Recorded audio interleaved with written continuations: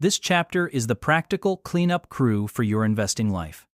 Phil Town assumes by now you have found at least one business that fits the 4M test. It has meaning to you, a durable moat, trustworthy management, and a margin of safety. Before you actually put money to work, however, there are 5 common barriers that will wreck a sound plan if you ignore them.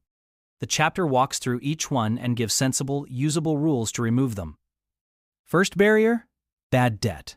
Bad debt is the kind you pay high interest on for things that do not create income or appreciate.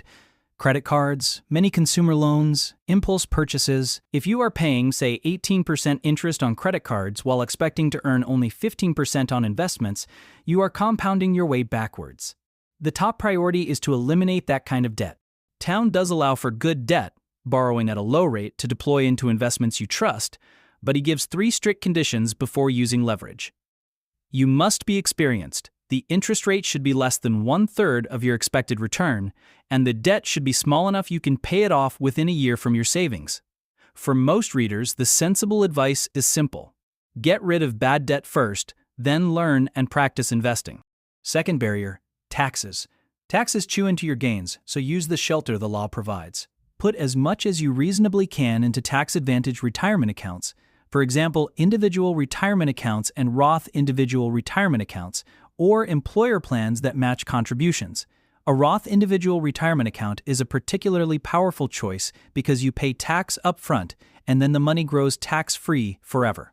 If you must sell winners to avoid a crash or because the tools tell you to move, try to use retirement accounts when possible. Town also points out the emotional and strategic trade-offs around taking gains and paying tax versus staying invested. He is candid. Sometimes he pays the tax to take gains off the table to avoid a big market swoon. Third barrier: over-diversification. Town is blunt here.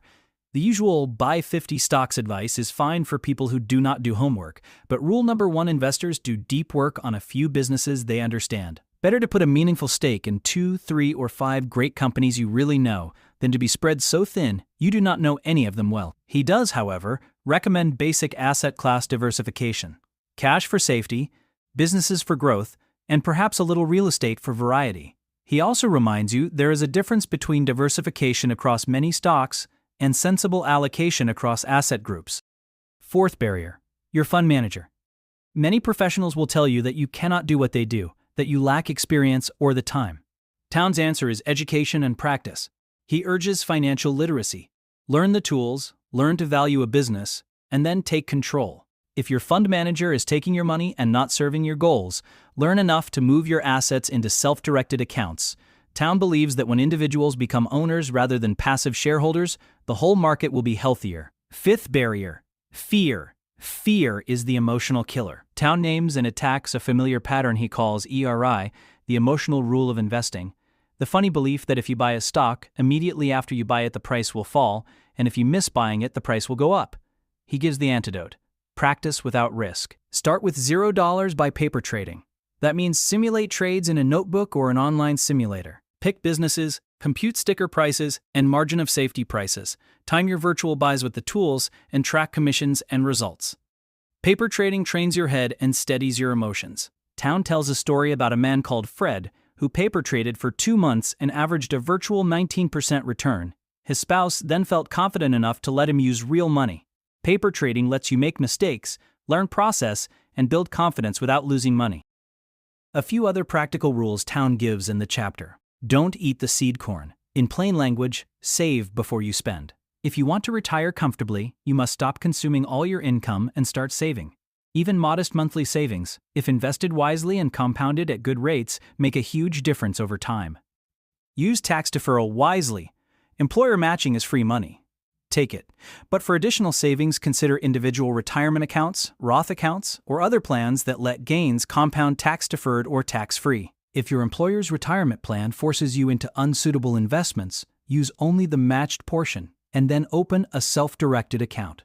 If you worry about getting rich slowly, or about market crashes, remember the benefit of compounding. Rule number 1, investing aims for a sensible target return, and that reduces the pile of money you need to retire comfortably. Focus on the most important numbers first.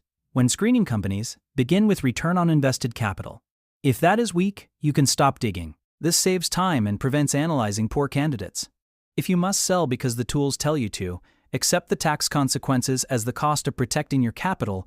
Better to pay a bit of tax than to watch your principal collapse in a crash. Finally, Town encourages action in small, safe steps. Paper trade until you are comfortable. Pay off bad debt and set up retirement accounts. Learn to read the tools and value businesses. Then, when you are ready, move a little real money into the process and scale up as your confidence and results grow. The chapter's tone is practical and encouraging. Most of the barriers are behavioral and solvable. Clear priorities, remove high-rate debt, stop eating your seed corn, use tax-advantaged accounts, avoid dumb diversification, replace blind trust in fund managers with literacy, and kill fear through practice will prepare you to apply the rule number 1 strategy without letting these predictable roadblocks ruin your results.